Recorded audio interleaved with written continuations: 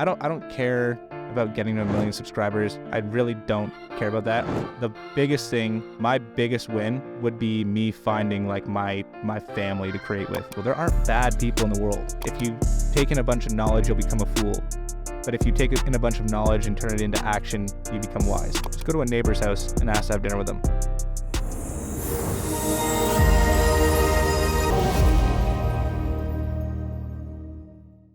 Brad, thank you for coming on the podcast. Super excited to dive into you, your story. Your channel is something that is it hits me at such a deep level because that's what I'm trying to do as well in my own way through this podcast is discover connection. So thank you so much for being here. Dude, thank you for having me. What is connection? What is connection? That's an interesting question. Well, I guess let me explain. That can go right into like the why, like why I do the channel and everything. Basically, I don't know what connection is. Connection is something that I really struggle with in my life. And the reason that I'm doing the channel is because I struggle with connection. And I'm trying to figure out how to bring more genuine connection back into my life and just understand what it is. So really, I'm still trying to figure out that answer. I'm on the mission of trying to find that. And the channel is an exploration. Yeah. You trying to figure it out. Exactly, yeah. What I love about it so much of the videos that I've watched is how open and vulnerable you are about your own struggles with this thing. Because it could be, someone in your position might say to themselves, well, I'm the expert on connection. Look at all the ways in which I'm teaching connection. But you said, no, like I struggle with this too. And I still struggle with this, even though I've put out all these videos on connection. Yeah, I don't want to be the expert. I mean, I hope at some point, like maybe 5-10 years down the road, I've done enough work, I've done enough research that I could be that person. But like, there's no way that I can do that right now. Like, there's maybe a lot of insights that I've gained from what I've done so far, but there's no way that I'm an expert right now. And I don't want to be that. And I think it would do a disservice to the people that are watching if I tried to be that expert. I think it's more impactful having somebody that you can look at and relate to and be like, oh, damn, I'm just like him. Like, I struggle with that too. And then it becomes possible for them to have like the change in their life. Yeah. Well, even though you say you're not an expert, you did say something in a previous podcast that really hit me at a deep level, which is you can only connect with someone else as much as you've connected with yourself. Mm-hmm. What does that mean exactly? Yeah, well, I mean, I think over the past, like I said, I don't even know how long I've been doing it for. I think it's been around 4 years now. But I've realized in the past like year or so, year and a half, that I've been chasing something. I've been searching outside myself for something. And it was always something to do with like people. And no matter what, I've just realized that this like sense of emptiness and loneliness is always just tagged along with me like a ball and chain. It's just chained to my ankle, and no matter where I go, it keeps coming with me. For all your life? Yeah. I mean, for the most part of my life, yeah. And it wasn't until the past, year and a half, 2 years that I realized like, oh wow, like it's really like I'm just really disconnected from myself. And the reason that I can't connect with people around me and why I feel so lonely is because I've really never looked at that. I've never tried to go through any of the work to deal with any of it. So break that down for me. What exactly did you do? I mean, I still haven't really, I'm still struggling with it. I'm still trying to figure out what the path is to connecting with myself and how to love myself and stuff. Like I genuinely am still on that journey, and I still struggle with it. Okay. So yeah. Oh, this makes me so happy that you're on that journey and that you want to, because I feel as if I'm on the journey too, but I started this 3.5 years ago, and I feel so much love for myself, so much connection to self, to other people. Yeah. And I would love to tell you about some of the processes that I've gone through and see if they resonate with you. Yeah. So first thing was meditation. Have you tried meditation? I've tried it, but I keep getting out of the habit. Okay. So yeah, I need to be more consistent with it for sure. So break it down for me. What does that mean exactly? What do you mean? What does that mean that you get out of the habit? I just I mean, ideally I'd like to create a consistency of like meditation, but like I'll do it for 5-10 days and then I'll just completely break it. And then it'll go like 30 days, 40 days, and I just haven't meditated at all. And I get stuck in the stress and the anxiety of like work and life and all that. Okay, so what do you think? Why on day 5 to 10 do you stop doing it? I'm not too sure, to be honest. I think I'm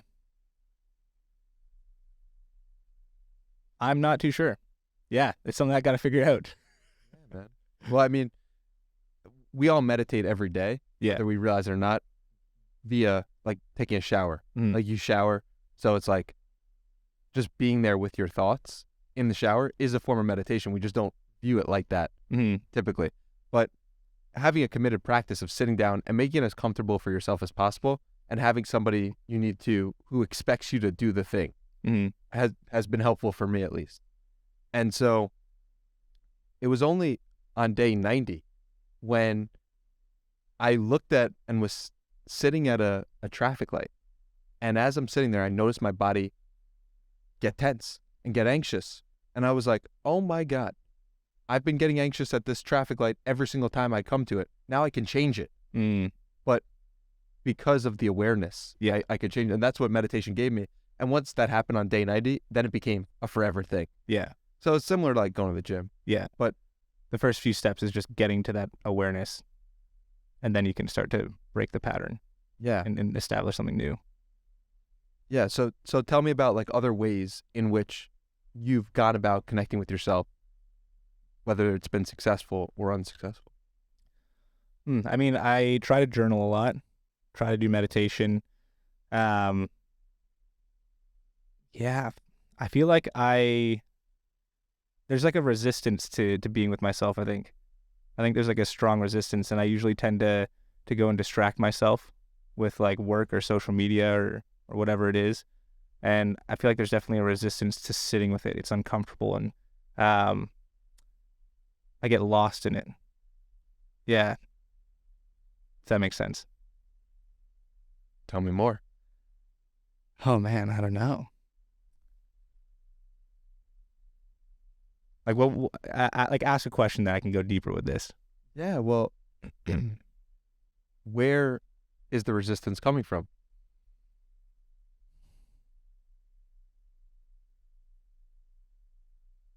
I think I'd have to still kind of figure that out. I think, like, I'm really still on the journey. Like, I feel like you're also catching me in a point where I have been kind of lost over the past couple months, really stressed and really out of the habit of trying to like take care of myself and connect with myself. Like, I've just been, for the past like 3 to 4 months, it's just been nonstop editing, and I usually don't do much else other than that. And then it's like this pattern of like, I'm so focused on like trying to get this like series done and get this editing done that then I'm stressed. It brings up the loneliness because I'm like sitting alone editing in front of a computer. And then I go to basically do something to feel something better, which is like distract myself with social media or something. And then I'm like, oh, I'm behind on work again. So then I double down even more on work, and then I isolate myself from, the world and people and stuff. It's an interesting other side of me. Like I have this side of human connection and the stuff that I really believe in, and it's all really real for me. But then there's this other part of me that I really still struggle with, and I'm trying to get to the other side. Well, it's so funny when you create connections with people virtually. It often requires you to spend time by yourself to create the actual thing. Yeah. Like even for writers, it's like you have to spend time alone to connect with others through the book. For podcasters, like you have to spend time with the other person, like editing in your thoughts, and then for video creators, it's like you have to be behind the screen by yourself, usually creating the video. It's a very isolating job. Yeah. Not a lot of people really realize what they're getting into when they get into this stuff.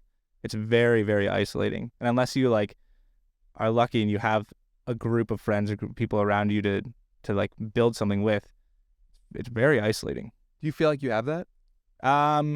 No, I think so. That's been, I think, one of the biggest struggles for me in trying to create this channel is like, I don't care about getting to 1 million subscribers. I really don't care about that. The biggest thing, my biggest win would be me finding like my family to create with, my brothers, my sisters to like build a team with and create with.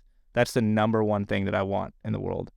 Like I really could not care less if I get to 1 million subscribers. I just want to have those people that I can create the thing that I believe in and the stories that I really love and go out and experience the world and yeah, tell these stories with. And that would make me just so happy. But I haven't been able to fully find that yet. And what makes that so important to you? I don't know. I mean, just in general, like having that community, having people to create with, it doesn't have to be for work or anything like that. But for me, like it's been, I think in general, it's just really important to have that community around. But for me, it's extra important, I think, because like I don't really have a good, like I said, I struggle with human connection, right? I don't have a good family life. I grew up and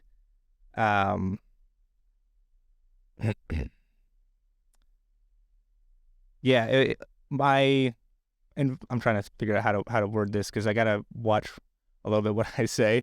I grew up in a very narcissistic environment. I'll just say very emotionally abusive. My dad, when I was younger, he tried to kill himself. Tried again once in COVID because of the narcissism in my family and just like all the emotional like stuff going on. The one side of my family just completely abandoned us when I was a kid. So all my aunts, uncles, grandparents, cousins just ceased to exist in my life. Never got a birthday message, never had a family Christmas dinner or anything. Like my other side of the family was all gone. They're all dead. They just weren't around. So I grew up like having those aunts, uncles, and grandparents when I was younger, and then they're just gone. They just like abandoned me really. And then my actual like family, we're not really close. There's a lot of fighting. It's just I always felt kind of like the odd one out a little bit. And growing up, I would watch these shows and these documentaries and these things. Like I watched The Buried Life, and it was an old show on MTV. It was about 4 friends who had a bucket list, 100 things they wanted to do before they died. And for everything they did on their bucket list, they helped a complete stranger do something on theirs. And just seeing the brotherhood that these guys had, I was like, damn, that's it. Like it just sparked something inside of me that I was obsessed with.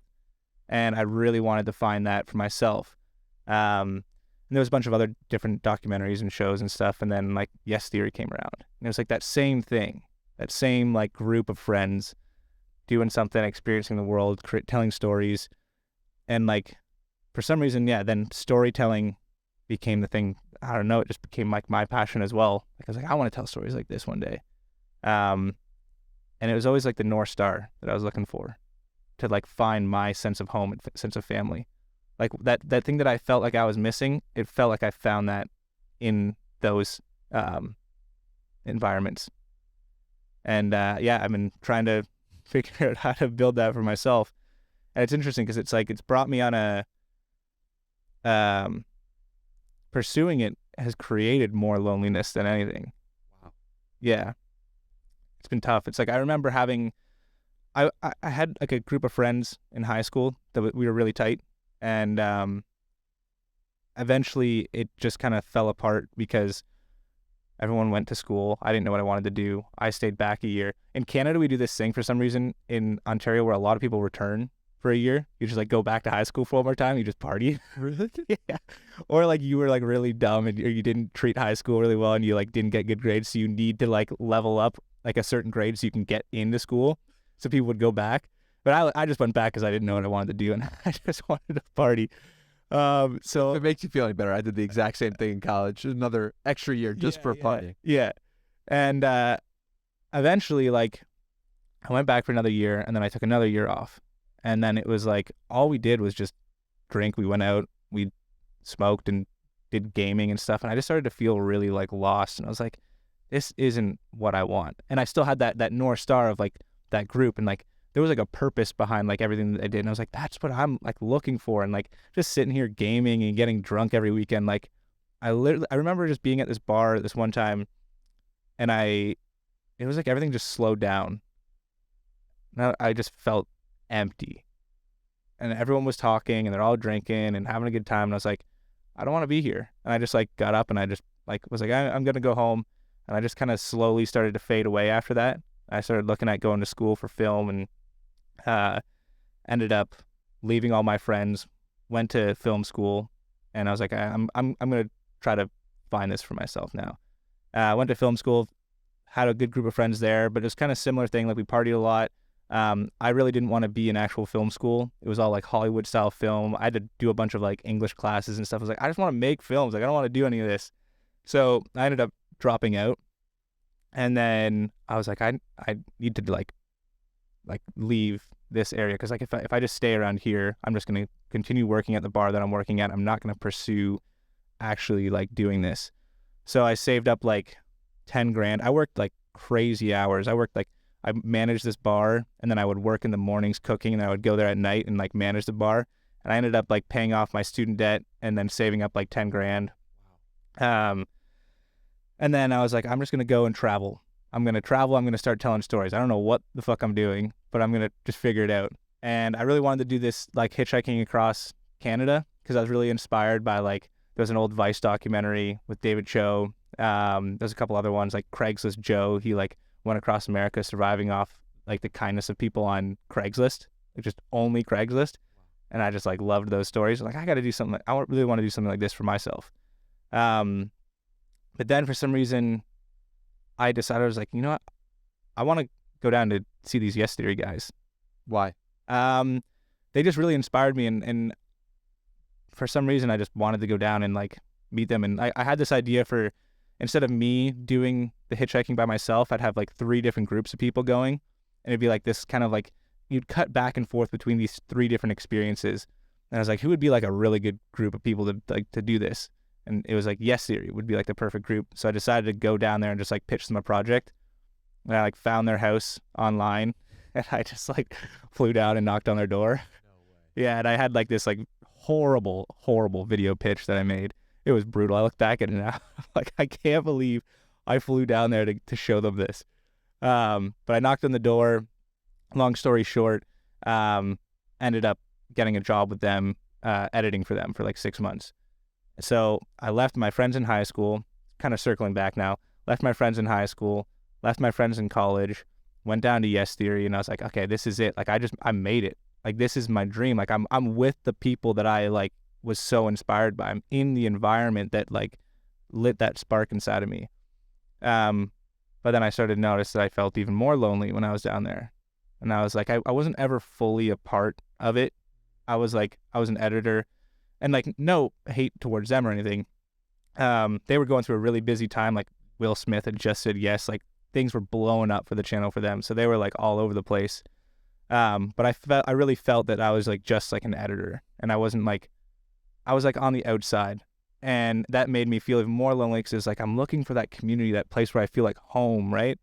And I never found it. So eventually, after like 3 months, they all left and started traveling like Europe and Asia and stuff, and they were doing those videos at that time. It was like back in like 2018, and that was like the thing that just like broke the straw, or the straw that broke the camel's back, whatever. Yeah, I just like edit started going from like me doing one in like a week or 2 weeks to like it wasn't getting done for like 3 weeks, 3.5 weeks, and it was just taking me longer and longer, and I was just getting lost and feeling out of it. And I was like, I don't know if I really want to be here anymore. And Thomas, the one day, was like, you're in the process of maybe getting me my visa, and he could tell that like something was off. And he just asked me like, what do you want? Like, what do you want to be down here? We chatted about it, and I told him where I was at, and he's like, I think you really want to do your own thing. You should leave and pursue that, and we're gonna find somebody who like really, really wants to be here. And then I was like, yeah, I think that makes a lot of sense. So I left again, and then I go back to Canada, go visit my parents, and I hitchhike across Canada and do my first series to launch the channel. But then I'm in a new city again, where it's like, oh man, now I have to like make friends here. Then I would need to pursue this like idea of building this channel. So I'm trying to build this channel, and the only way I can do that is working a job. So I have to work this bartending job so I can afford to make videos, but I have no time to make any friends, because I'm editing all these videos, trying to come up with ideas and build this whole channel while having to work the bar job. And then all of a sudden, like, COVID hits a couple years later. And then it's like, oh man, this whole, like, just pursuing this, like, dream, it takes a lot of work. And I think it isolates you a lot. And it just brought a lot more loneliness basically into my life. And then now, like, I moved down to Austin. It's like, again, like a whole new group of people I got to meet, a bunch of new friends. And it's like, you're always on the outside. And I've been constantly just running around trying to find that place where I feel home. And something about this whole journey has brought a lot of that. Wow. I don't know if any of that made sense, but Totally did. No, it made sense. It's so fascinating to hear your perspective on that and to hear you talk about it like that, because I think a lot of people from the outside looking in would be like, all right, well, you were at Yes Theory, so you must have had a lot of friends and felt a lot of connection. All right, you went back home, so you probably felt a lot of connection at home. All right, you're in Austin, Texas. I'm like, probably Austin should start paying me because I'm like, I feel so much connection here, so much love, so much joy. But it's cool to hear your own experience of like, no, it wasn't like that for me. And also, I want to go back to the Yes Theory piece of like, why did they accept you? Because a lot of people are in this position of like, they want to work for their favorite creator, their favorite person, they want to work with them in some capacity. So like, what about your application? Would you say wasn't a good video? Did they say? Well, I mean, I didn't even apply really. I pitched them the idea to come and like do this trip across Canada. I was like, yeah, I should come do this series. Like, this is the series. Like, I got a trailer for it. And they're like, yeah, we don't got time for that. And I was like, that makes sense. That's totally fair. And then I left that day, and I was like, it was nice to meet you guys. Like, thanks for, at least letting me just like show this to you. And I left. And then Amar texted me like later that day, and he's like, dude, let's go grab lunch or something. I think, yeah, he said, let's go grab lunch. Wait, no, this is like 4 years ago, so I gotta remember how it happened. Or no, I think they asked me to basically like help them out because he'd seen my like Instagram. I've been taking pictures, and they had this video that was not really great with color grading. And they're like, do you think you could like fix this up, just the color grading? I was like, yeah, no problem. So like, I think it was that day that I literally like went and just like helped color grade their video. I was like, sweet, thanks for the opportunity. And then I left. And then, wow, I really don't remember how this happened now, to be honest. But basically, I helped them out with a little bit of stuff. And then there's a lot of in between that I can't really remember. And wow, this is really blanking me right now. Basically, this is going to be the actual story because I can't really remember. But basically, I offered to just work for them for free. I had flown down twice. After the first one, I came back down again. I think it was at that point where I was just like, look, I really want to work for you guys. I have the 10 grand saved up that I was going to travel with. Like, I'll work for you for free. I'll get my own place. And they're like, dude, like, as much as we would love that, we can't. Like, we have 2 editors already. And I was like, damn, okay, like, no problem. And Amar was like, dude, I really appreciate that you just like offered that and stuff. Like, let's go grab lunch. And then he ended up like not answering for a couple days, and I thought it was just like done. So I was about to fly home, and he's like, I sent him one last message like, hey dude, like, I'd really love to still grab lunch with you. Let me know. I got to fly out tomorrow. Just let me know if you're still free. And he's like, dude, I'm so sorry. We've been really busy. Let's go meet up right now. And then that day they decided to get rid of their 2 interns. I have no idea why. They were just like, they got rid of the 2 interns. He's like, do you want to come by and edit a video right now? And I was like, yeah. So I literally, that minute, I went back to the house, edited one of their videos. It was like telling strangers I love you or something like that. Edited that. And then they were like, that's pretty good. And then they're like, do you want to do another one? And I just never left. Wow. And then I just stayed there, and I stayed in like I was staying in their laundry room for like the first little bit. All the rooms in the house were full, and they had a laundry room with these 2 bunk beds with all their shit like everywhere and stuff. It was so funny. But, like, we have this spot if you want to. Where do you sleep? Like on the bunk bed. Like there was the bottom bunk was like clean, and there was a bunch of just stuff everywhere else. But then after like a month, another room opened up, and then I stayed in the garage, in this like 2-bedroom garage that they had at the time. And I stayed there for like 6 months after that. But I think, to answer your question, I don't know. I think it was timing. It was luck. It was showing that like I wanted to work. I was serious about it. And it just happened to be the right opportunity at the right time that worked out. And it's a lot more easy. I mean, I wouldn't recommend just going down and flying and knocking on people's doors. Like, a lot of the times that's not going to work. Majority of the times it's not going to work. I don't know. I think I had the value that they needed at the time, and it was just good timing. Yeah. And the audacity. Like, I think that like showed something where they're like, you know what, let's give him a shot. Like, he came all the way down here. If you can find a creative way to show that kind of stuff, I think it helps. What did you learn about yourself in that process? I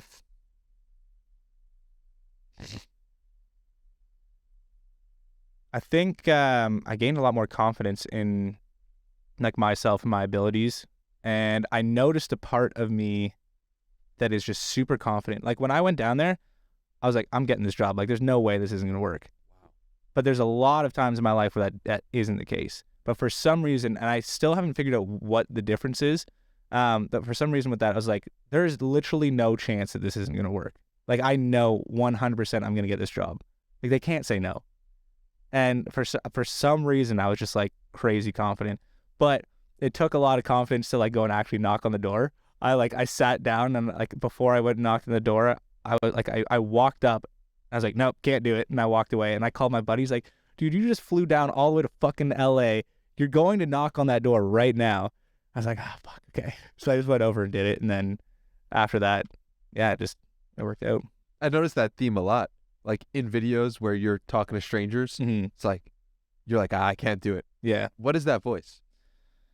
I don't know. I think there's a big part of me that, like, especially when I really, really want something. I was trying to actually think about that the other day, because there's like, in episode 1 of like the Hitchhiking Across America one that we're putting out right now, there's this point where there's like a wedding happening. Yep. And I really wanted to go and talk to these people at the wedding and just be like, because I know, like, hands down, there's going to be somebody who'd be like, fuck yeah, dude, you can come to our wedding. That's hilarious. Like, I love Video that. King Pablo, insert the footage right here. It's a wedding party right there. It's like, what if we just asked, what are the chances that you invite 2 random hitchhikers to your wedding?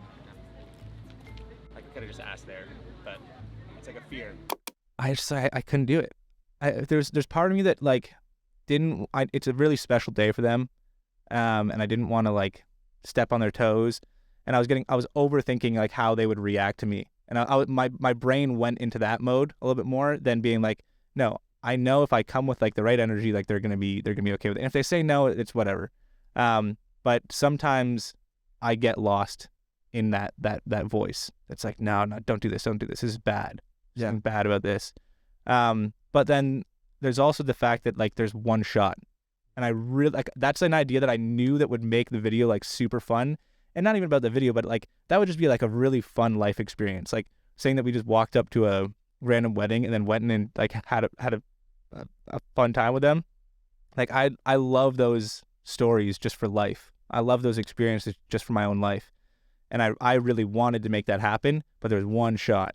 But when I go around and I knock on strangers' doors to cook them dinner, it's like, okay, well, I know I'm going to have to ask like 20 times. So I think there's something there that like there's just so much more pressure on it. And then I start to overthink it too much.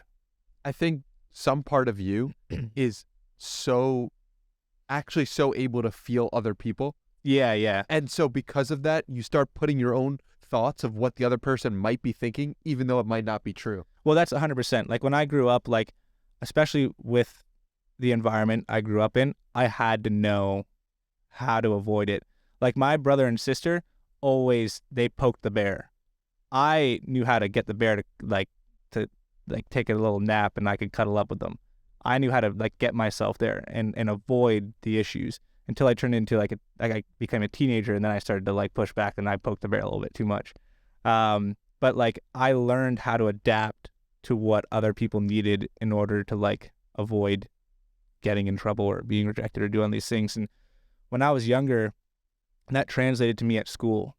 So I originally became like the funny kid. I wanted all the attention. I just would be like a fucking little hooligan. And then I quickly realized that people didn't like that. And then I stopped it. And that part of me just got like shut off. It was like, oh, rejection, bad, don't do that. Because like that was the one thing I didn't want to be like rejected by people, I think, when I was younger, and even still. So then eventually I just became a chameleon. Like in the first few years of high school, like grade 9 to 11, I would bounce around to like every friend group. But I lost myself completely. And I think that's a part of the journey that I'm on, is like really trying to figure out like, who the fuck am I? I don't know. Because for so long, I just molded myself to people forever. And it'd be like, I'd be friends with a couple girls and they'd be like talking about how this guy texted them this. And I'm like, and they would like make fun of him, or they'd be like, that's so fucking weird or whatever this. And I'm like, mental note, okay, don't ever say this. But it's like, it's totally out of context. It's like, I would just put all these rules on me so that I would avoid being rejected or not being wanted or not being liked. And yeah, then I just lost myself completely. And so the question becomes, how do you get back to finding yourself? That's the question. That's the journey right now. Yeah. I think, because I can't wait to get to the point where I am really, I've reconnected with myself, and to see where that'll take the stories and the connections that I do create in the future. It's going to be like 10 times different. And like, they're all real. They're real connections, but there's a point to it where like, I'll be in my head sometimes and I'm like, I'm overthinking it, and then I'm not able to fully connect with them. And it's like, yeah, it sucks sometimes being in that state. well, how much also impacts what you're doing because it's filmed? Is there a third element of like, there's the connection we're having, but then there's the connection with the viewer who you're trying to triangulate that and make sure it's a good experience for everyone? Yeah, there's definitely elements of that for sure. I think the main thing that I'm really struggling with, especially with like the YouTube side of things, it's like, once I'm actually there, I don't think about it at all. I'm just like, I'm just connecting with people. But it's the setup to it where it's like, unfortunately, we got to make these videos entertaining. So I'm trying to like basically find the best person. And then it's like, nah, you can't do that. You can't just pick and choose. Like, that's the opposite of what this is all about. So then I'm in this constant battle of like we were day 2 on the trip across America. We were going to do 30 days of videos. And I got into this like huge panic attack where it was like day 2 was not happening. We were going through that like stress where like I couldn't ask the wedding. We were like overthinking just like kind of the ethics and everything, like going up to somebody in the bars, and then it's like, we're walking in, we don't have any money, and we sit down at a table and it's like, hey, can you guys buy us a beer? Like, it just felt grimy and weird. It's like, we don't need to do that. It's not necessary. But at the same time, that's where we would meet the cool people. So like, I was like, oh man, like, we're trying to create this experience, but then by trying to create this experience so much, it was taking us out from actually just going up and talking to people. So we went like from 4 o'clock to 10 p.m. just overthinking, not even talking to like a single person.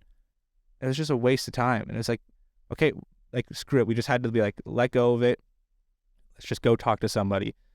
And we had to let go of like trying to make every day this diamond of an experience and every connection to be this perfect connection, because that's not a reflection of real life. There's going to be people that you don't like.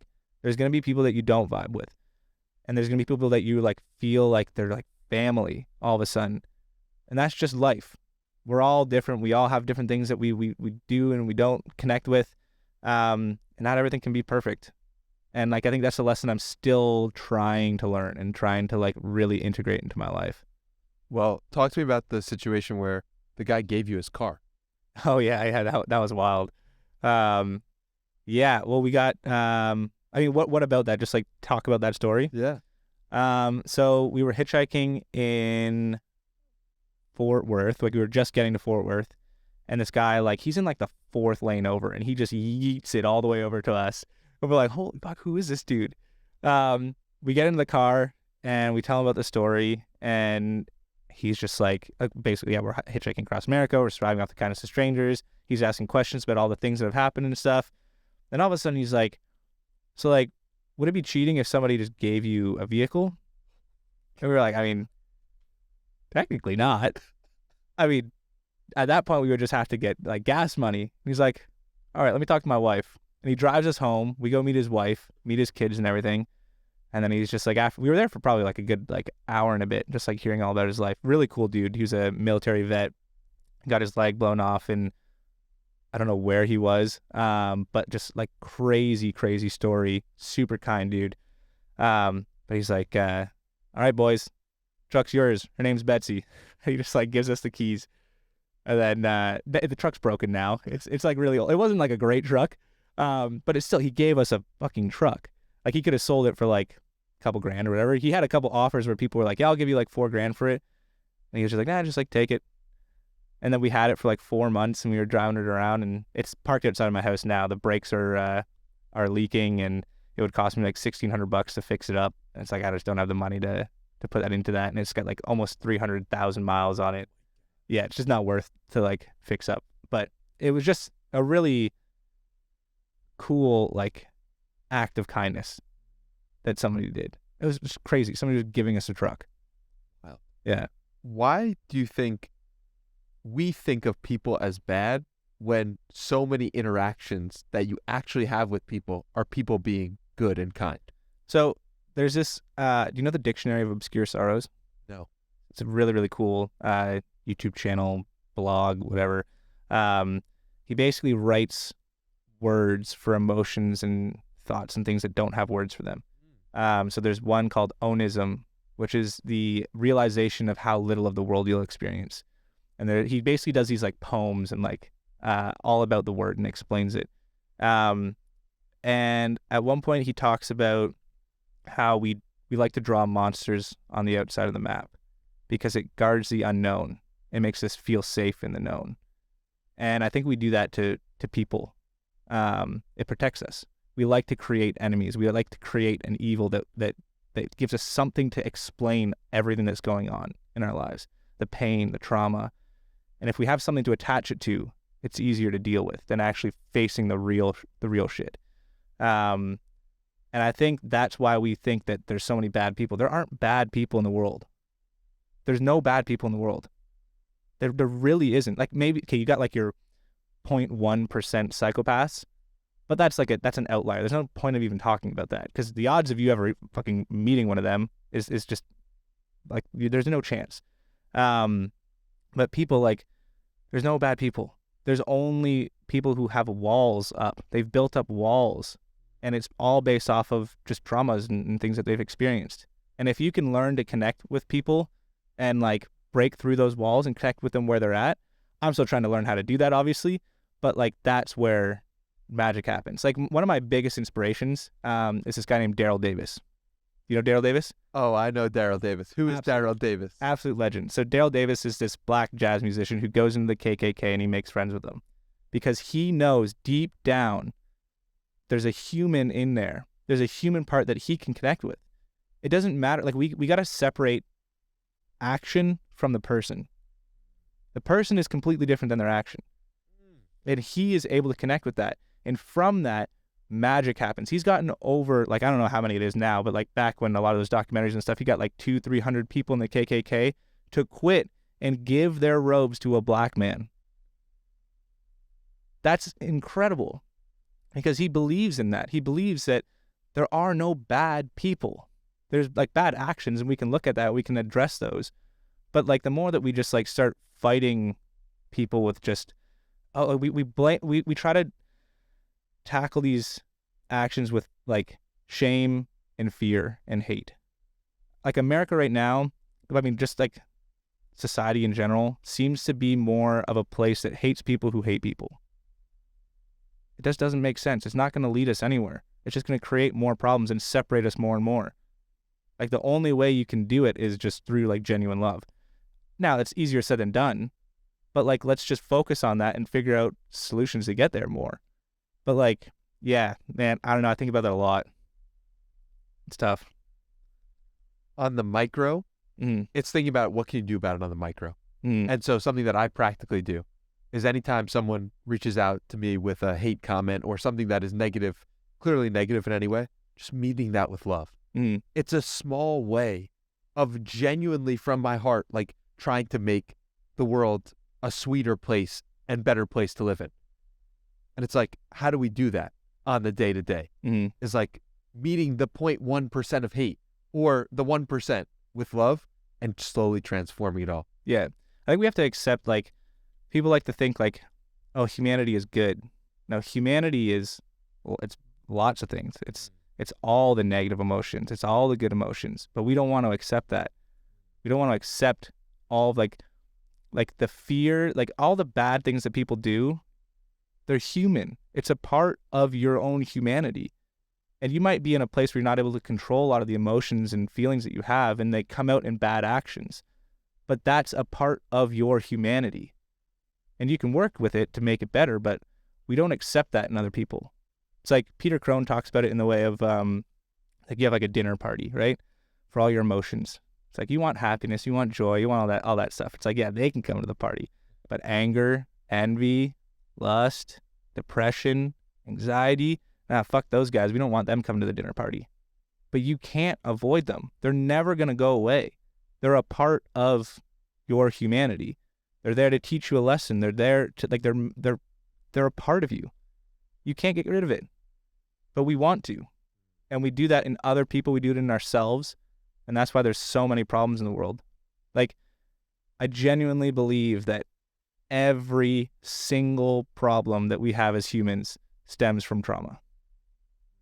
You could give any problem, and we could reverse engineer it back to the core issue that's driving it is trauma.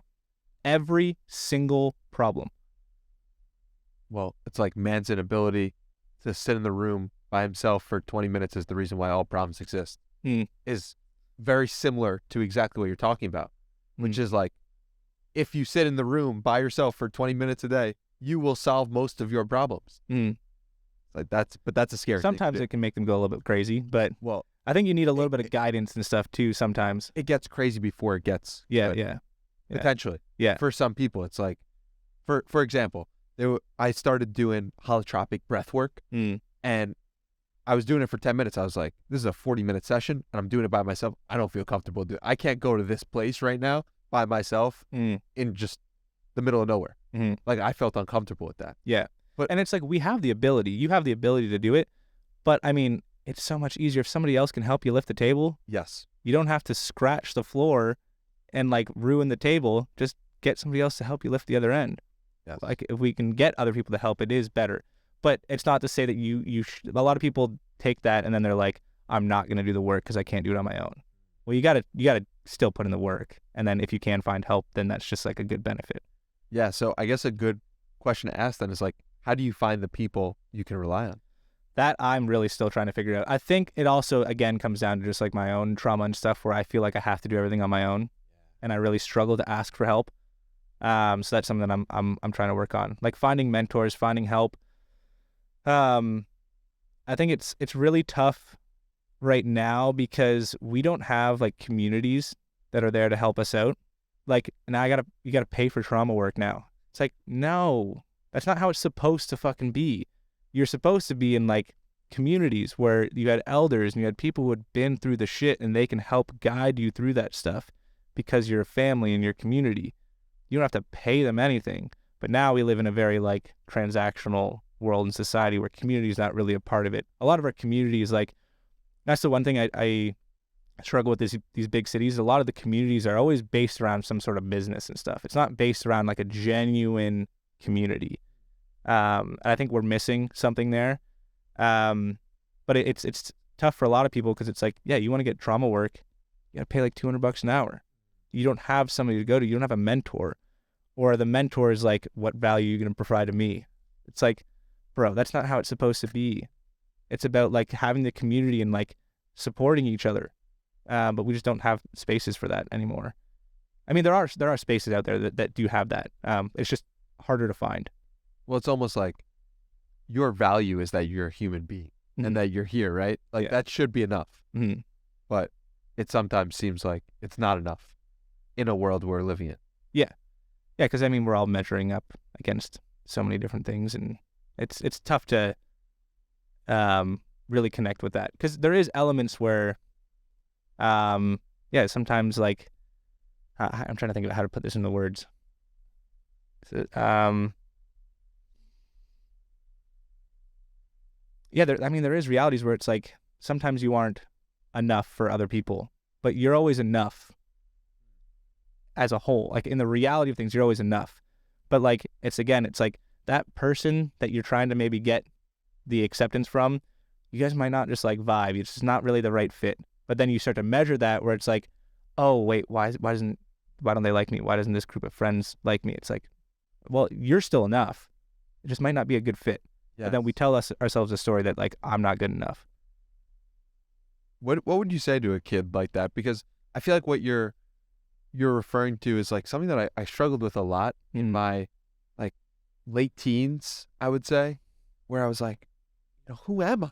Mm-hmm. And it was only until like finding this podcast, finding the thing that like lights me up for the sake of doing it, where it wasn't about money, but I was really being able to like sit with people for some time, that I really start to find myself through this process. Mm. But like, what would you say to someone like who doesn't know who they are, doesn't know who to connect with?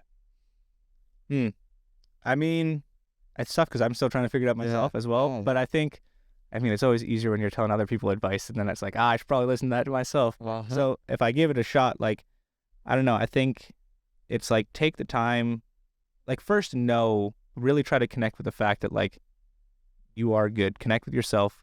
Know that it's okay. Like you're good.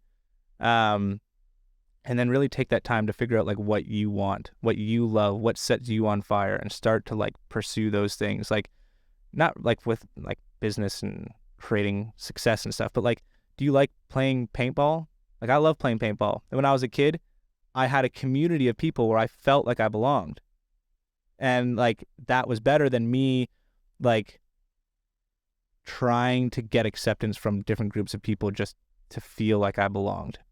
I don't know. I think I might have deviated off of your question there, but no, you answered it perfectly. Yeah. It's like when we are attaching ourselves to something greater than ourselves, it is easier to find connection.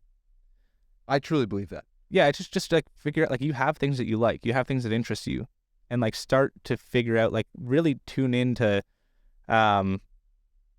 like if you have a group of friends and like they're doing something like you don't want to do, and then you do it anyways, and then you start to feel lonely because it's like, I don't really even like this stuff. Like you got to really tune into like the internal voice and follow that guidance where it's like, no, this doesn't really make me excited or happy. Just don't do it. You don't have to do it. But also at the same time, don't take it too far where you start to be like really arrogant about it and like just like separating yourself from everything else in the world. Like you got to try things that you don't like to do sometimes as well to grow and just to grow, you have to experience new things. So why do you love paintball so much? I don't know. It's just the one place where my mind just shuts off. I just love it. It's like my favorite thing in the world. When was the last time you played? I played when I was back in Vancouver during like the pandemic. I started to play, but then money started becoming a little bit tight, and I was about to get back into like tournament ball, which I was like super excited about. But then I started to struggle with a little bit of money, then had to quit. But I think I'm going to hopefully join a team here in Austin at some point when I can get back on my feet. Definitely should, man. Yeah. I would love to run a paintball field myself one day. Really? Yeah. I'd love to own a paintball field. My ideal goal with like Discover Connection is, I think, again, like every problem in the world stems from trauma. And I really would love to build that community space. If I could make Discover Connection financially like abundant itself, I would use all that money to buy a plot of land, build a bunch of cabins on it, hire a couple therapists and like community people, and basically just host free therapy. So like you could come and you could take like a month, 2 months, 3 months off work, and you could just take a break, take some time to connect with yourself, have the resources there, have a community of people to surround yourself with, be like just regular life stuff, like volleyball courts, like beach volleyball on the property. You got a paintball field. You got all these things where you can just get back into life and then reset recalibrate, deal with a lot of the shit that you haven't done. And that would be like my ultimate goal, is to do that. What do you think the biggest trauma is that people are dealing with? I don't know. There's so many, man. There's so many. I don't think you can really pinpoint it. It's yeah. Do you think it's loneliness? Like, I mean, I think that's like a big collective one right now, is this like this lack of genuine, real connection and community. I think that's one that a lot of people can relate to. But then it gets like, there's so many nuances and layers to it. It's hard to really pinpoint anything. Yeah, like for me, like I had an interesting. Do you know Peter Crone? No. I still haven't released this interview because I for some reason started to second guess it and like overthink it and stuff. But there's this really interesting part where he's trying to like kind of figure out a bit of like my past and stuff, and trying to figure out where one of the main blocks are. And we're talking about my family, like I talked to you about, and like this idea like where they all left us and everything.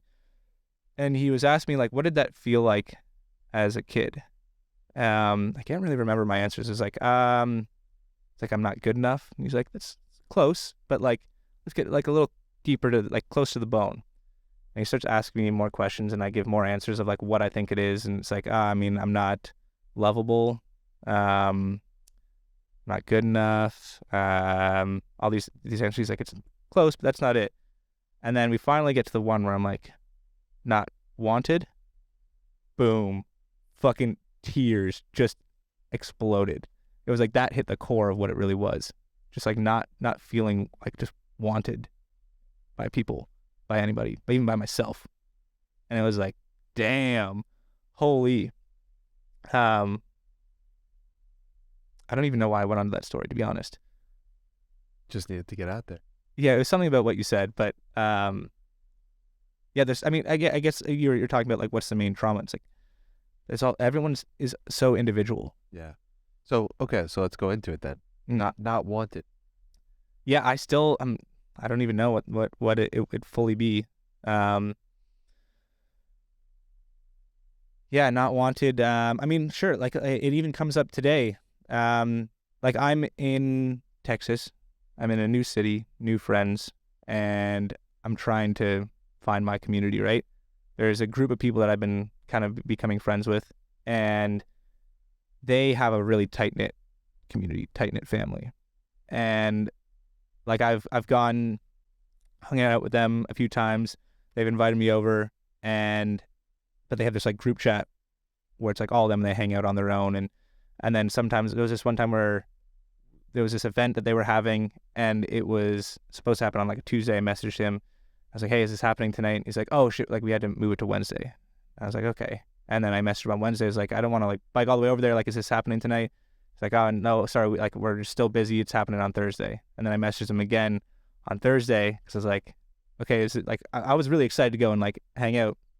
And then he just like didn't answer. And it's just like this gut wrenching pain where it's like, oh man, like they don't even fucking like me. They don't even want me to be like a part of their like friend group, which is not true at all. Like they do like me. The guy texted me today and he's like, man, how you doing? Like let's hang out or something. And it's like, I get into these places where this feeling of not being wanted gives me a perspective that I measure everything through. Like that's how my reality is perceived, through this lens of I'm not wanted, when that's not actually reality. The reality's happening and it goes through I'm not wanted, and then that's the information I get. And I react based off of that. Now I have to kind of figure out what that is and reverse engineer it or heal it. I don't know, but it's going to take some time, but yeah. Well, what are the other lenses that you view the world through? Because that's not the only one. No. I have to think about it. I've had a few, but it's not coming to mind. Like there's a lot of fear and a lot of like, I mean, a lot of it comes up in, I can't pinpoint exactly what it would be, but it comes up within like my work and not making videos. Like I've burned out a bunch of times where like there's so many videos that I want to make, then I don't make. I freeze. Like there was this one point in college where I really wanted to be the DOP. What's that? The director of photography. Like I'm the guy with the camera and like making all the shots and stuff. And I got the role, And then the anxiety started to like creep in. And I was like, oh no, like I can't do this. And I like sat on it for a bit, trying to like work my way through it, but it just overwhelmed me to the point where I called my buddy up and I was like, dude, you got to take the role. I'll do the gaffer role. Just like, let's just switch. And I gave up the one thing I wanted so much, and just ended up being like a gaffer because of this like fear that I couldn't do it or couldn't control it. It was out of my control. It was like, I could fail. I could fuck it up. And then it just like destroyed me. But then at the same time, I have this unrelenting confidence when I go down to Yes Theory. It's like this weird dynamic that I haven't figured out yet. I don't know. So one lens you view the world through Mm. is, how can we make this a story? Or how can this be something that I can remember forever? Because you notice that in the Yes Theory, you notice that in the wedding. It's like your lens is like, I want to make a story. You want your life to be a story in a good way. I just want to experience the world. Yeah. And so, I don't think the lenses that we view the world have to be negative. I mean, like, in those cases, it's good to look at them and be like, yeah, like those are. Yeah, or like another lens is like, I truly believe that everyone in the world is good. Yeah. So that's what, okay, actually, this is a good example of like those lenses. When we were on the trip, a lot of people are like, no, there's no way I'm letting you into my house. Like, I just watched that Jeffrey Dahmer documentary. And it's like, oh, I watched this or that, or like the news. And it's like, the world's crazy right now. There's no way I'm letting you in my house. 2 guys coming into my house. But then you have this one guy in New York, the first guy that we meet. And he's like, we got this sign. We're like walking around New York. And like, we're there for like literally 15 seconds. He's like, you guys need a place to stay? We're like, yeah. And who had it written down on the sign? It's like, yeah, I need a place to stay. It was like, can we sleep at your house tonight?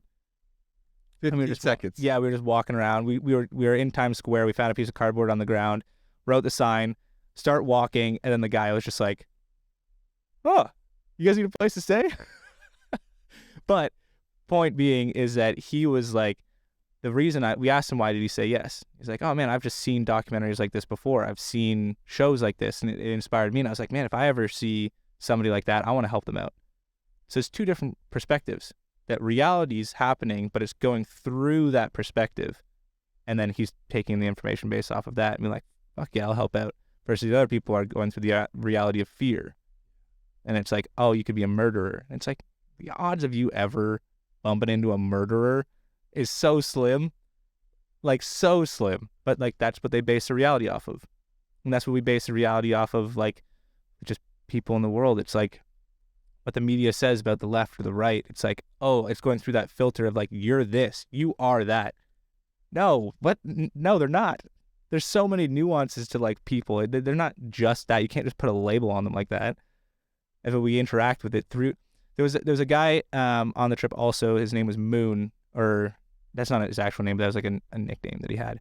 He's a jazz musician in New Orleans, super awesome dude, and he said it, how did he say it? It was so perfect. But we're basically, like, we're interacting with each other's own perspective of the world, which makes it really, really difficult because we're not reacting and connecting in reality. We're connecting through our own, like, traumas, our own perspectives of fears, insecurities. Or love. Yeah. And we're all interacting through that. And then that causes so many problems. It can. Yeah. It can cause problems. Yeah. But it could also cause amazing connection. Yes. Yeah. And what I got from that story was the Marianne Williamson book. I can't remember the name of it, but it was very impactful for me, around love, in that she stated that we're always deciding and look at the world through either fear or love, which is what you kind of insinuated. And the guy who brought you in was operating out of love, and so many other people are operating out of fear. Yeah. And the question becomes, like, the most pivotal question is like, how can you start operating more out of love than fear? Definitely. Has there been anything you've noticed in the people who are operating out of love in your travels and experiences? What has separated those people who have operated out of love than fear?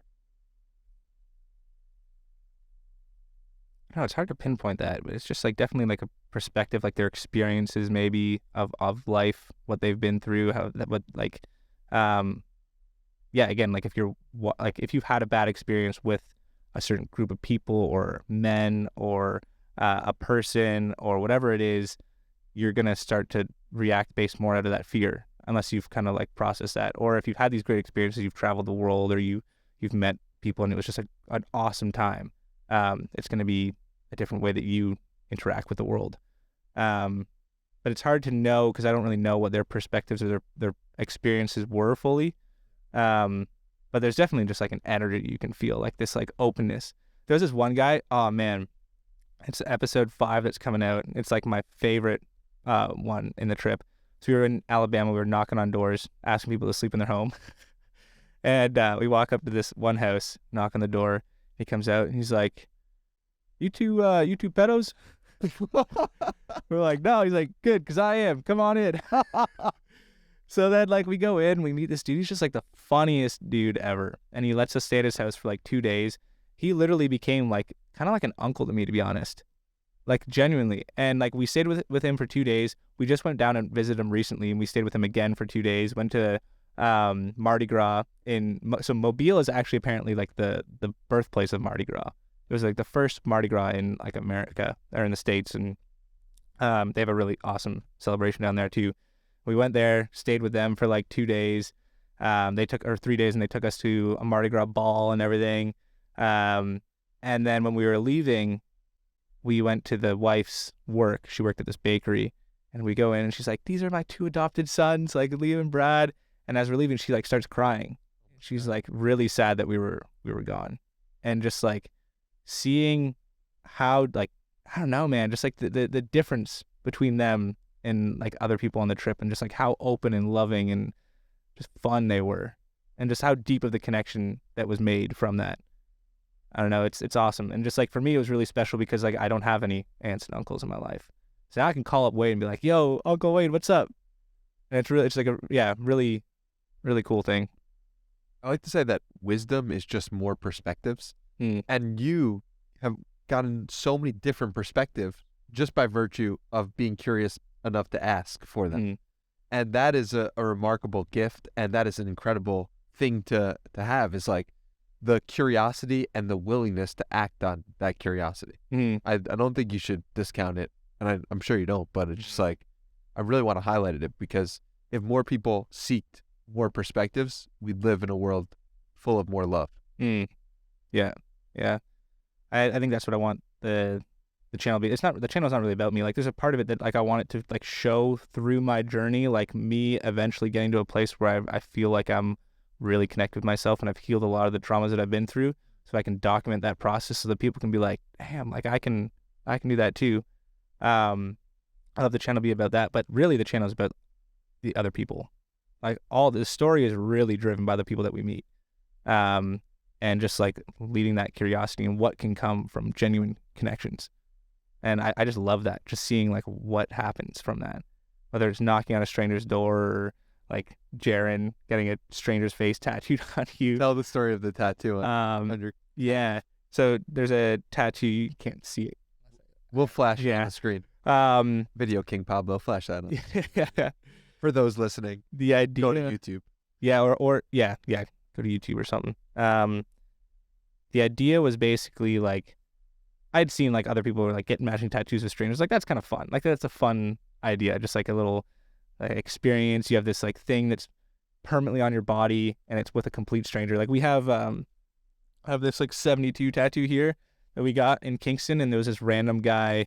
We were like, I think I was like 20 at this point. We were drinking at the bar, and this tattoo truck came downtown, and it was tattooing a bunch. I don't even think that's legal, but they were tattooing a bunch of drunk people until like 3 a.m. And me and my buddies we odds my buddy. You know odds? Like, what are the odds you do this? Explain odds for people who don't know. So basically, odds is this game where basically if you have like it's like a fun way of doing a dare. Yes. So we're like, what are the odds that you go get a tattoo at this truck? And he's like, 1 in 100. And it's like, all right, 3, 2, 1, 72. They both said 72, and then he's like, oh, fuck, like, what do I go get a tattoo of? I'm like, I don't know, just go get like a 72 or something. So he goes and gets it. This is at like 12 o'clock, and then it's like 1:30, and we're all pretty messed up at that point. And I was like, what are the odds we all get it? And my one buddy was just like, fuck it, I'll do it. And he just like went over and got it. And then it was like, okay, one after another, we just kind of like went. I got it the third one, Somebody else got it after me. And then all the friends who were like a little bit hesitant started to get them. Like my one friend was like, I'm never getting a tattoo. Like not a chance. And then he was like, fuck it. Like, yeah, I'm getting it. How many people ended up getting It was 6. And then I think 6. And then there was one random dude from New York. He was in the military. He was out there just laughing his ass off at us, like getting these tattoos. And I was like, what are the odds you get it with us? And he's like, 1 out of 3. Like 3, 2, 1, 3. He's like, all right. And he like went and got it. I have no idea what this guy's name is. No idea anything about him. He's just a complete like mystery to me. But he has a 72 on his rib. We have no idea where he is. But the only clue I know is that he was either from New York, he was in New York, and he was in the military. Yo, we need to find this man. Dude, that would be interesting. I'd love to find We got to clip this. Yeah, and send it out there. Dude, like, that would be cool. Yeah. Yo, could you imagine if we found him? Based on this clip? Yeah. Oh my God. But basically, like, yeah, I love those stories. I love stuff like that. And I saw other people doing videos about it, and I was like, okay, like, what if I like to try to like add my own twist to things if I can. So it's like, what could make this even more extreme? Like, what would be like something huge, like a huge commitment that a stranger would do with another stranger? It's like, could I convince somebody to get my fucking face tattooed on their body and I'll get theirs? Just like so extreme, but is it possible? And can we make a genuine friendship out of it? So I just walked around Vancouver, and we lived by the beach, and it's like Kitsilano Beach. Walked around, asked one guy. He was like, no. Found the second guy, and he's like, it was around COVID times, so everyone's like wearing masks and stuff. And he's like, can I see your face? And I was like, yeah. And I pulled down the face, and he's like, all right, yeah, I'm in. And then we got the tattoo. Or, well, basically the idea was like, yeah, we wanted to actually make a genuine connection before we did this. So we invited him over for a bonfire, and we were like, let's share with each other like the thing that we love the most. And I loved paintball, so I brought him paintballing with me. And he loved, he's trying to get into the UFC. So he was like, I'll come do a roll around with me. So we went over to the gym, did a little like wrestling and stuff, did some boxing and everything. He tossed me around like I was a little fucking kitten. I was just getting rocked. And then we went and got the tattoo. Insane. Yeah. And now he's like a pretty good, I haven't talked to him in a while. I actually got to reach out to him, but like I went through like a really big, really, really tough breakup. And like he was helping me through that. Like we would talk and stuff. Like we were actually like pretty close. He's a really good dude. Wow. Yeah. But I need to reach out to them because it's been like a good couple months that I haven't said anything. So I'm gonna send him a message after this. Yeah. It's a good reminder too. But that's pretty wild. What comes out for me is like, how do we create more serendipity in our own lives? And what do you mean? How do we create more random connections? I don't know. I think like curiosity is a big one. Like for example, I'll use another video as an example. Like we were in Mexico and we went to the Lucha Libre, the Mexican wrestling. You go there and you're going to have the curiosity, like, who are these guys? They're wearing these masks. Like what are these guys like? What if you leaned into that a little bit? Where would that lead you? And that was the question of the video. So we went to the show and we were like, I want to know more about these guys. So after the show, we stuck around. We started like with my broken Spanish, I started asking like, hey, like, are any of the wrestlers still around? Like, can we talk to them? And they were like saying yes, saying no, and like nothing really happened. And we're like, oh, man, like, I don't know what else to do. So we started just like, we needed to show them that we were there and we were serious. So like everyone's like the workers are all putting chairs away. So like we started to help putting the chairs away. It's like, we're not just like here to just have like a quick conversation, be like, take a picture. It's like, we're here for something. And the mask maker saw us and he came over and he's like, hey, you guys want to see the mask shop? And we were like, yeah. And then we asked him like, do you think we could like train with the wrestlers at all? And he was like, yeah. And he's like, come to the mask shop. So we go to the mask shop. We start to explore that world a little bit. And then he's like, you should go to the training on Tuesday at like 7 or whatever. So we went, we showed up, and he wasn't even there. Like we thought he was going to be there. He wasn't there. We brought my Spanish teacher, Kike, and he like came and helped us like translate and stuff. And then we just like, we trained with them. But then one of the other like tools or something is like, you really have to show that like you're there. Like we're doing this video and everything, but like we put our all into the training. Like we really wanted to be a part of it. And then we showed up again, like consistency. So we came back the next week and we went to the training again. And then we came back the next week and we came to the training again. So now they've built this, like, we've established this connection with them, right? Familiarity breeds trust. Yeah. And then we were like, oh, let's take them to share something with us, an experience. So I brought them paintballing. I'm noticing a common theme. Dude, I love paintball, man. Brought them paintballing, and then we wanted to get a little deeper, so we asked the main trainer, could we come to your house for dinner? I love that question, just being like, hey, I'd love to have dinner with you sometime. Like, there was another time where I was in Mexico. That's not a question. I'd love to have dinner with you. Or like, can we have dinner with you? Yeah, sorry, that was a statement. But yeah, can we have dinner with you? Gotcha. There was this isn't even for videos and stuff. Like, somebody was walking up the stairs, and there was a nice, like, sunset happening. And she's like, hola, ¿cómo estás? And then it's like, hello, how are you? And then we had a little conversation. She tells us that she has a house, like, nearby, and she has a family of like 30 people. And we're like, dude, I would love to come by and have dinner with you. And she's like, yes, of course. And she, like, gives us her number and everything. Same thing happens with this, like, pizza joint that I would go to every day. And I was just like, I'd love to have dinner with you guys. Like, would you guys be down, like, interested in just, like, connecting sometime? Yeah, so I went over to the family's house at the pizza joint and, like, connected with them. So that is, like, a really interesting way, just being curious. And the other one I guess I would say is, like, the ask. Just ask. Like, if you're interested and you want to make that connection, just ask. Say you want to hang out. Say you want to do something. That's been, like, the one of the biggest ones for sure too. Yeah, most people don't ask. Yeah. You mentioned your Spanish teacher before. What happened on the 17th or 18th day when your Spanish teacher told you something? Yeah.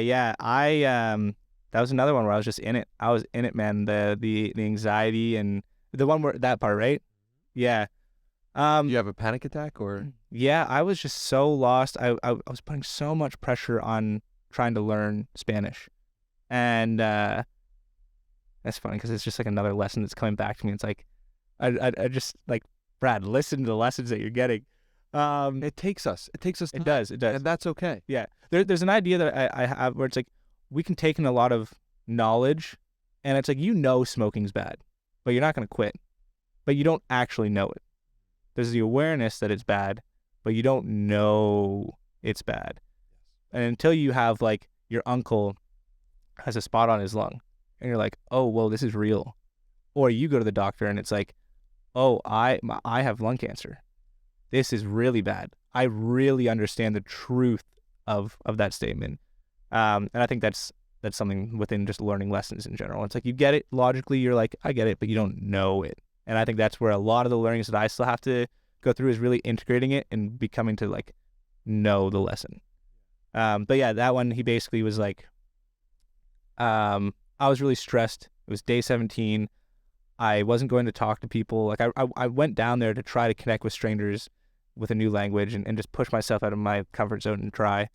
And I just couldn't do it. I was so scared. I was trying to make everything so perfect and, like, understand everything. I would sit at home and, like, study, but then I wasn't taking in any information because I was just going all over the place. And he was like, you need to learn to let go of control. You need to just slow down and just, like, enjoy. I can't remember the exact thing he said. But it was like, just, like, stop trying to make it so perfect. Just sit down and just enjoy, like go for a walk. Say hello to somebody.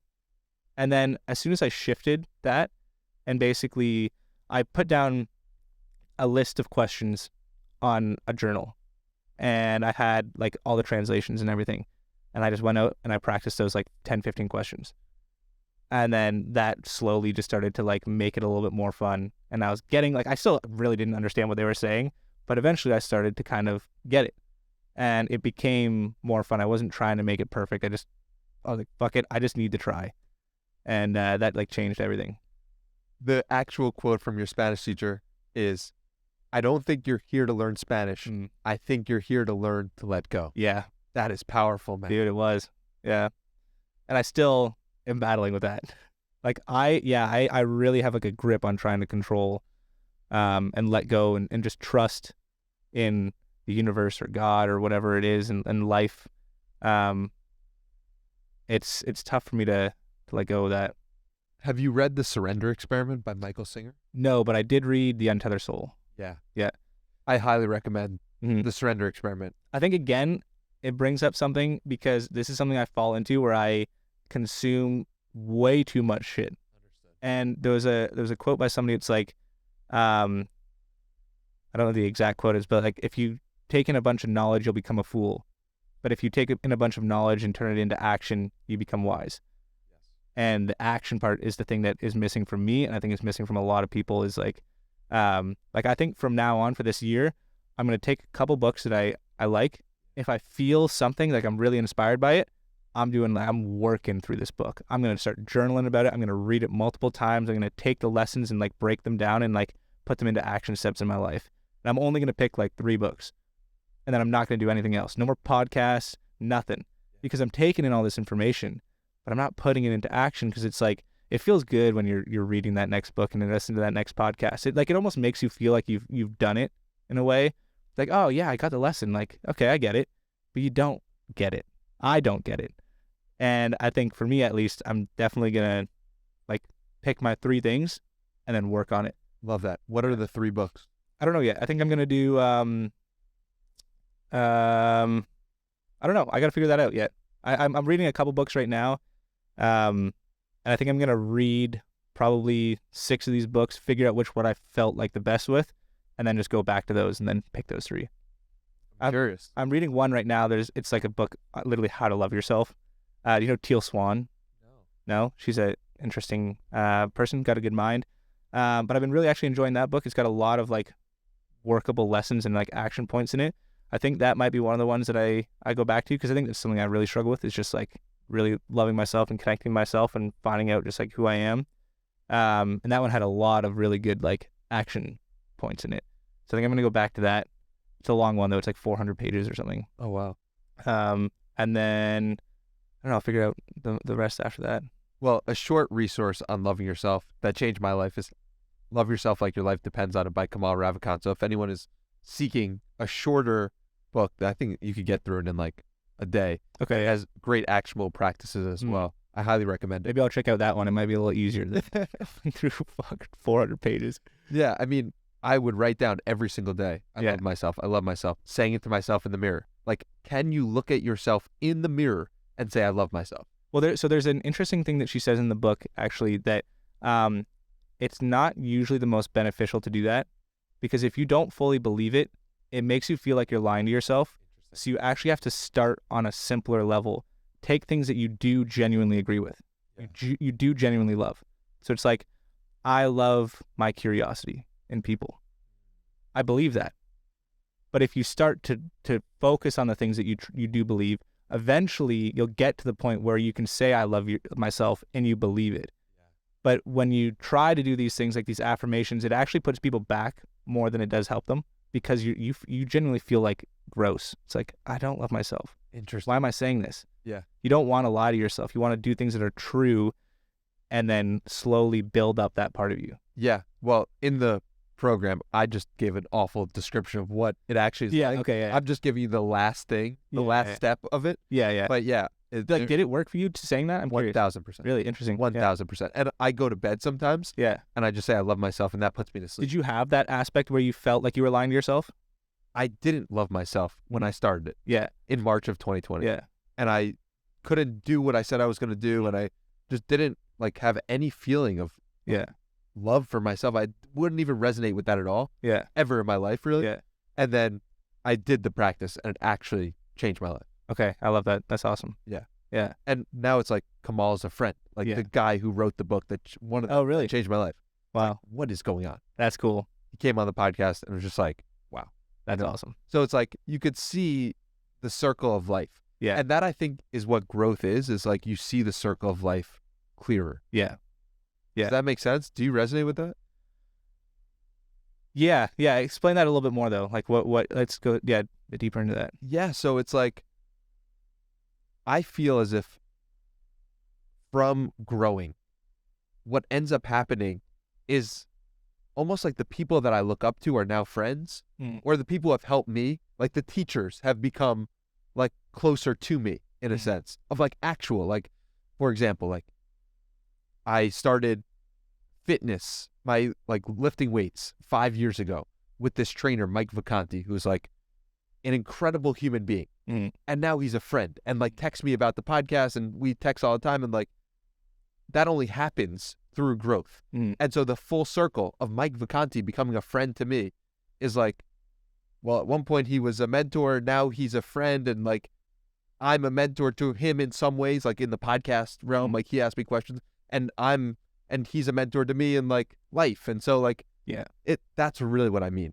Yeah. That's like a tangible example. Yeah, I think it's important to like, also before, not, I want to address like, because it's something I'm trying to do in my own life, but like not trying to shut down what you were saying about I love myself, it just, that sparked that thought, and then good. I love the pushback. Yeah. The mentors to friends and stuff, there's this idea that Eric Godsey, do you know him? No, he's a really cool dude. I did this like course with him. He was kind of like a mentor through that course, I guess. And he was talking about, I'm gonna butcher it, but it's this idea where we put these mentors on a pedestal, and then realistically, like, we feel that I'm gonna butcher it. Look it up yourself after when he talks about. But it's like we put them on this pedestal, and then really what that's saying is like, that's like what I want to become, but we separate ourselves from them, and it's like it makes us feel like we're not good enough, like we'll never be able to get there. But it's just like that signal to be like, yeah, that's the thing that I want to do and that I can do within myself. So it's like, go do that. Don't just look up to this person as being your mentor. Like, go do it. It's calling you to do it. And then when you are putting in that work, like you were doing the work, you're becoming like doing fitness and everything. Then you're on the same level in a way because you're doing it. Yeah. Well, and then you can connect with them a lot more. Exactly. And the reason why I specifically reached out and saw Mike as a mentor in that way was because he had a body that I felt like I could attain, like he's similar height. And like, I was like, all right, if I put in work, I actually believe that this could be the outcome. So therefore I'm going to trust him. I didn't look at him and be like, I could never achieve that. Like, I looked at him like, that's a human being, and it's a human being with a similar build as me. So like, let's just follow whatever he says. Yeah. I think that's so important to have that mindset, and that's something I really want to instill in the channel. Is like, I don't ever want this channel to become like, the goal is that it's never going to be like this lifestyle channel like a David Dobrik or like anyone who's like, we've got a lot of money, we can do all these fun things. It's like every experience that comes through Discover Connection comes through human connection. So you can do any of it the entire time. It's achievable for anyone. Doesn't matter who you are. You can do it. And I want it to be like super relatable, and then like just inspire people to go out and do it. Because ideally too, like realistically, if I'm doing my job right, you're not gonna want to subscribe to the channel. You're gonna want to unsubscribe. I'm gonna have inspired you so much that you're gonna get off the computer and you're gonna live in the real world. Because what we're actually looking for is community. We're looking for those in-person connections, and we're going through it like through the internet because it is easy. It's giving us somewhat of a similar feeling, but it's not what we're actually looking for. That's why we're constantly scrolling, constantly looking for the next thing. And it's like, you need to go live this yourself. Don't live vicariously through me. Take this, learn from it, try something, and go and do it in your own life. And don't try to have like a community like with Discover Connection. It's like, I love that and I appreciate it, but like, build your own. Go build your own. You're going to be 10 times happier than like living through some online community. I like to end these podcasts with challenges for people, because I want someone to take the stuff that they learned in this episode and actually do something with it from their real life. And so that's why I think we resonate so deeply, because it's not just about listening to something online or connecting with people online. That is important, and that could be cool, and that there's a huge benefit to that. Yeah. But take that and then turn it to action. Yeah. So on that note, do you have a challenge we can leave people with? Yeah. I mean, to like do something very simple on a safe note, just go to a neighbor's house and ask to have dinner with them.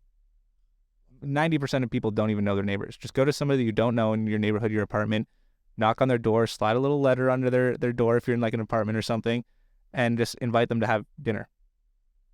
Dude, how many episodes have I asked challenges of people? Probably hundreds. Yeah. Never heard that one before. And that is a tremendous challenge. Yeah. Thank you so much Dude, thank you. Thank you for your energy. Thank you for like how you show up in the world. You have a lot to be proud of, man. And I'm proud that you are part of this podcast and that you are a guest, because Thank you, man. you're the man. Thank you so much. I appreciate that. Thank you. And likewise to yourself, man. This is a great podcast. And you're a great person. I hope that we actually like connect after this again. We will. Let's Yeah. go to dinner, bro. Yeah, 100%. So where can we send people to connect with you further? I mean, really, the only place I really use is YouTube. I don't really use a lot of other social media. But if you want to like send me a message or something, you can send it on Instagram. If I don't really check it a lot, but sometimes I do. You have a second phone, right? Yeah. That's pretty wild. Can you talk a little bit about that? Yeah, I mean, for me, like, I just know that I have a problem. I don't get addicted to drugs. I don't do drugs at all or anything. I don't drink. I partied a lot in high school and college, but I don't really have any desire for it anymore. And I never had that addictive personality to it. But for me, when I'm avoiding my own issues, it's social media. So I need to cut that from my life, because that's taking away from me being able to actually make genuine connections in my life. I want to take those 3-4 hours a day, and I'm going to put that into like making more connections, or putting a little bit more into work so I can build that foundation for myself. So yeah, I needed to find a way to cut it out. So I got a second phone. I actually got a second laptop, just an old 2017 like MacBook Air, and it has all of like the YouTube and everything that can go on it. But my work laptop, everything's blocked. I can't go on anything. I can edit and I can use Google, but if I type in YouTube or Facebook or whatever it is, it's like, nah, it's blocked, can't go on it. And then my phone also is the same thing. And I have another, so the second phone and second laptop are just in my closet. And then when I need to use it for work, or I need to message somebody, or I want to check the messages, I'll go in and grab it and then, yeah, use it. Is that something you would recommend to other creators as well? If you have a problem with it, I think it's a really good strategy. It's going to be tough at first, because you will break the habit, just like you have that 15-minute timer on your phone.